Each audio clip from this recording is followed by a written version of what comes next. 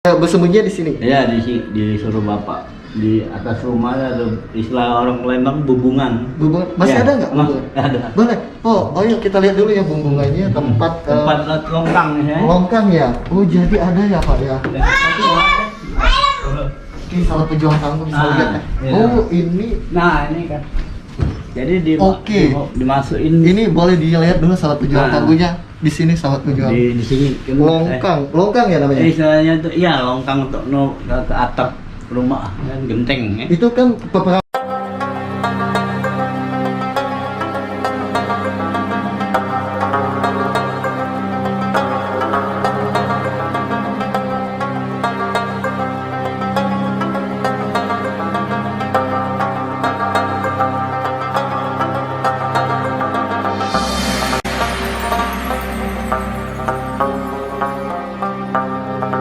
Assalamualaikum warahmatullahi wabarakatuh. Kembali lagi di YouTube channel Pejuang Tangguh. Kali ini Pejuang Tangguh sedang berada di rumah kembar ya, atau Geria Tuan Kentang, atau juga disebut juga untuk wisatanya Tuan Kentang, yang berada di daerah 15 Ulu. Kali ini Pejuang Tangguh akan mewawancari salah satu pewaris rumah kembar ini ya. Sahabat Pejuang Tangguh juga bisa ngelihat nih di sini juga ada tempat sewa pakaian adat ya, salah satu songket modern dari kota Palembang. Jadi nanti saya akan bertemu langsung dengan salah satu pemiliknya, bagaimana kondisi sebenarnya tentang rumah ini dan apa saja cerita yang berkembang di rumah tua ini. Assalamualaikum Pak, nama Pak siapa? Nama Imron kan. Pak Imron ya? Ya, panggilan di sini nama kecil Mang Nang. Mang Nang. Bapak salah satu anak dari yang punya rumah tua ini? Ya, keturunan keempat istilahnya. Keturunan keempat. Jadi sudah dari berapa Pak? Buyut Rejo, Haji Mahmud, Haji Yusuf, ya lah masuk Imron ya saya. Yang keempat Pak ya? Ini kan ada dua rumah Pak. Sama saja atau bagaimana ininya pembangunannya? Bangunannya agak berbeda. Di sana ukiran juga, tapi enggak. Ini kan termasuk ukiran Eropa campur. Ini? Ya. Ukiran Eropa ya? Ya, kalau itu Palembang. Oh, jadi ukiran Eropa di sebelah ini namanya rumah kembar ya? Ya. Rumah kembar itu, rumah kembar ini Pak dibangunnya tahun berapa? Kalau ini kita sebelum tahun 1910. Belum 8 tahun jadi bangun ini. Zaman jajahan waktu itu. Kapan bangun itu tahu nanti yang Belanda kan. Sudah Belanda kan Jepang, markasnya di Impu seberang tuh. Jadi ini nih tahun 1910. Ya, yang mulai bangunnya. Dibangunnya tahun 1910, selesainya 1918. Ya, benar. 8 tahun. Ini Pak, tapi kan jadi ketika masa sebelum merdeka ini sudah terbangun rumah ini. Bangun ya. Oh, jadi tempat ini aman-aman saja ya? Ketika di masa perang ada masuknya Jepang, ada masuknya Belanda. Ya, istilahnya tuh sini tempat ini apa Pak? Dapur umum tentara pejuang kita. Oh, jadi ini tempat pejuang-pejuang. Jadi tempat ininya ya, tempat dapur umum. Dapurnya. Oh, jadi dulu kan ada pabrik beras di gudang itu. Iya. Tahun 33. Jadi antara pabrik beras dengan rumah ini sama dapur umum. Dapur umum pusat dari pejuang-pejuang kita dulu ya. Iya, termasuk aja bapaknya Edi Sandana dikejar Belanda tuh dengan Kiai Rasid Siddiq. Animan Nahyat. Iya. Bersembunyi di sini. Ya, disuruh bapak di atas rumahnya ada istilah orang Lembang bubungan. Bubungan masih ada nggak? Ada. Boleh. Oh yuk kita lihat dulu ya bumbungannya tempat longkang ya. Longkang ya. Oh jadi ada ya Pak ya. Ini salah pejuang tangguh bisa lihat ya. Oh ini. Nah ini kan. Jadi dimasukin. Ini boleh dilihat dulu salah pejuang tangguhnya di sini sahabat pejuang. Di sini longkang ya namanya. Istilahnya itu iya longkang untuk ke atap rumah kan genteng ya. Itu kan peperangannya itu kan biasanya ada jalur udara dari tembakan-tembakan di atas itu enggak. Nah, istilahnya tuh khusus ini istilahnya itu darat istilahnya kan. Karena kita persebangan waktu itu ini apa bangunan tahun 42 aku bangun jembatan Kertapati. Oh, Jadi sebelum tahun 42 selesai kan itu tentara Jepang tuh bangun jembatan itu. Oke. Nah. Oke.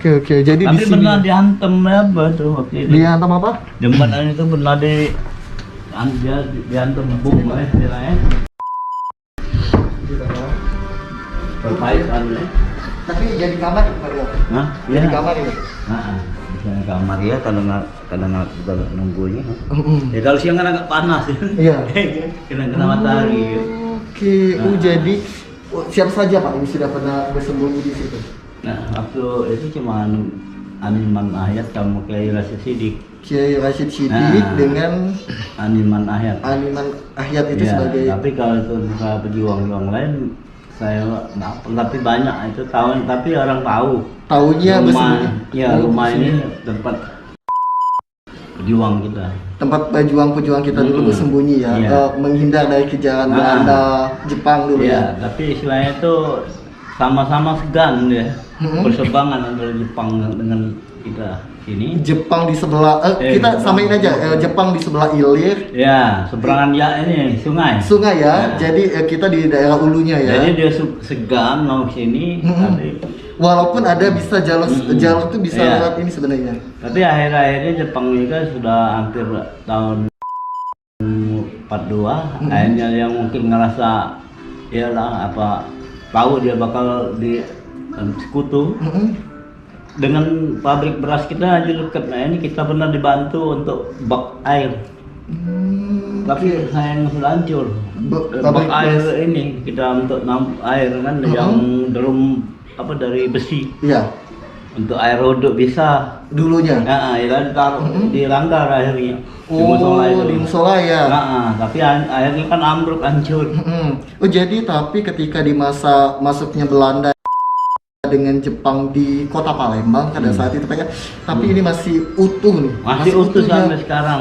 Cuma Kayunya ini kuat ya. ya kayu besi istilah unglen. Unglen ya, ini Iya, unglen masih asli unglen, iya. dari tahun 1910 Iya, sampai tahun 2020 ini masih utuh. Iya, masih utuh. Seluruhnya masih utuh Pak ya, nggak ada yang hancur. Pekarangan itu baru dibantu BI sekitar Pekarangan depan rumah aja. ya.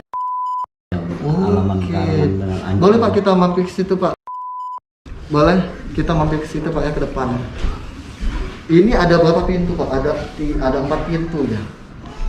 Yang mana? Di sini. Ini pintu pertama, pintu kedua. Itu ada maknanya nggak? Ada dua lapis. Kalau dulu kan di Simain kan banyak bajak laut segala macam. Di Iya. Simain kan kita ini pabrik padi. Iya. Jadi orang di dusun itu kan mau perahu padi. Iya. Kapan itu kan galak di bajak laut galak. Oh, jadi dibuat lebih kuat ya keamanannya. Nah, ya. jadi pintu pertama ini, Iya. pintu kedua, Pintu kedua, pintu ketiga beda lagi ya. ya, dua lapis Oke. lah pintu. Ada nggak Pak peninggalan-peninggalan dari zaman Jepang atau Belanda saat itu masih yang utuh di sini nih?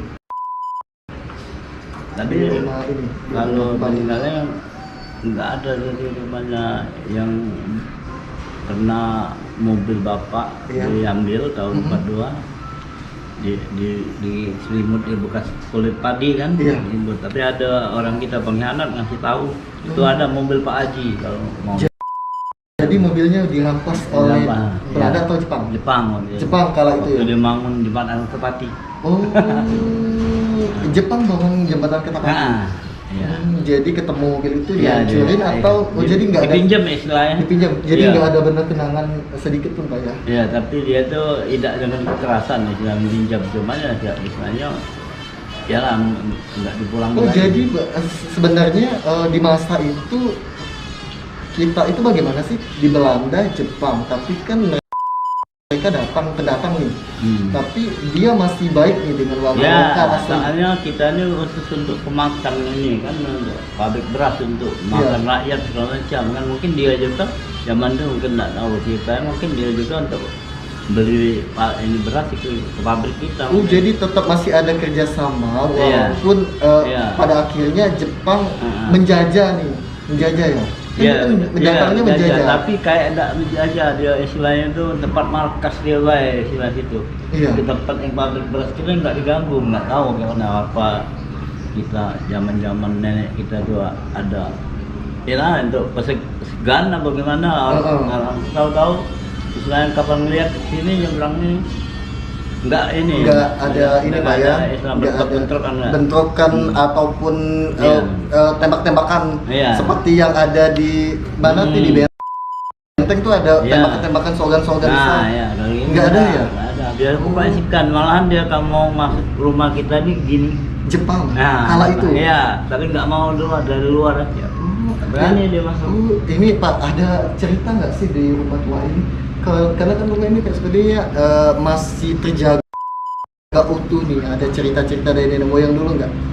Cerita apa nih dari nenek moyang dulu bahwa di rumah ini segini-gini ada cerita yang masih Bapak ingat? Kalau cerita Bapak, rumah ini kan memang masih untuk kumpul istilahnya tuh kan kumpul ya. Kumpul keluarga. Yang kumpul keluarga kalau lebaran yang lebaran jadi rumah tua. Iya. Jadi seluruh beradik saya kan 12 beradik ya. Jadi kumpulnya yang sini yang rumah kumpul. Walaupun saya muda, tapi kena di rumah tua, jadi yang datang ke sini. Kumpul di sini. Iya, betul. Sudah tuh orang semayang lebaran dari nenek moyang kita dulu sampai sekarang tetap kita adakan. Tetap adakan di sini. Habis dari situ langsung dikasih makan. Dari emang culture budayanya dari dulu gitu ya. Iya, dari nenek moyang ya Pak ya. Jadi saya ke cucunya tiap puasa lebaran puasa, lebaran haji tetap di sini. Ini Pak, kenapa sih ini sekarang sudah jadi objek wisata Tuan Kentang? Apalagi dengan beritanya masuk nih, tahu banyak seperti presiden sih kala tahun 2014 ya, 2013 ketika itu ngelakuin kunjungan untuk kampanye di tepatnya di Tuan Kentang ini. Apa alasannya Pak? Apakah ada spesial khusus? Karena kan itu ya mungkin waktu itu istilahnya tuh masuk apalagi kita ini atau kami ini boleh berkah ini kan. Nah, mungkin dia kena waktu itu dari Megawati mau kawin sama atau Kemas atau itu Kemas itu rombongan kakak berangkatnya dari rumah ini tahun 60 berapa 63. Jadi almarhum Pak Taufik Kemas pernah nginep di sini. Di sini sebelum naik kereta api dia pakai sampan. Oke. Nah, langsung stasiun. Jalan rombongan kakak saya kan, ini namanya Rokus. Ini kawannya Pak Gusti, rombongan Kak Aman, Pak ini itu orang dari apa? Magaralam namanya. Jadi atas rekomendasi juga dari Ibu Mega ya. Benar. Ibu Mega dapat informasi dari almarhum Pak Taufik Kemas untuk kunjungan ke rumah tua ini ya. Iya. Oke. Jadi waktu itu kami waktu itu Surabaya lagi. Nggak tahu tuh Surabaya ini mau kampanye di mana, jadi harinya masuklah si Pak Depong ini. Di apa ya? Itu siapa gambarnya? Siapa? Yang artis kita nih. Apa Anwar? Anwar Pak Anwar Padi. Sejarawan juga. Tidur sini lah. Tidur juga di sini. Dia tuh juga sejarawan ya. Jadi itu ada mendampingi Jokowi gitu. Dia mendampingi Pak Jokowi ke kampanye di Kota Palembang. Ya, oke. Pak, saya mau lihat lagi Pak, di luar ini kan Pak kelihatan nih, ini rumah ini tepatnya berada di sedepanan ini udah Sungai Musi. Itu dari dulu Sungai Musi emang ketika surut atau emang dari dulu emang Sungai Musi udah batas dari sini? Memang dari dulu pasang surut istilahnya. Pasang surut ya. Kan Sungai Ogan. Iya. Sungai Ogan. Ya, tapi kalau dulu tuh yang pastinya kapan bulan Desember musim banjir. Tapi sekarang nggak begitu lagi. Kalau dulu kami apel, kita tahun 70 ke bawah pasti bulan Desember banjir. Di daerah sini? Iya. Banjirnya masuk ke rumah? Iya, bawah rumah. Banjirnya masuk ke dalam rumah? Bawah rumah masuk. Dalam pekarangan kita nih, halaman depan tenggelam. Tenggelam ya? Nah sekarang juga tadi kita seminggu lewat tenggelam juga. Nah Pak, ini kan mistisnya kan kalau tinggal di sungai, apalagi Sungai Musi ya, Sungai Musi yang sudah terkenal di Kota Palembang. Ada mitos, nggak tahu mitos atau fakta Pak ya, katanya ada hantu banyu. Biasanya kalau kita kecil, saya kecil dulu nih, jangan mandi ke Sungai Musi katanya, jangan mandi ke Daman Laut. awas kaget aduan tuh banyu. Ya, Memang itu kisah nyata atau mitos yang dibawa oleh kisah zaman dulu.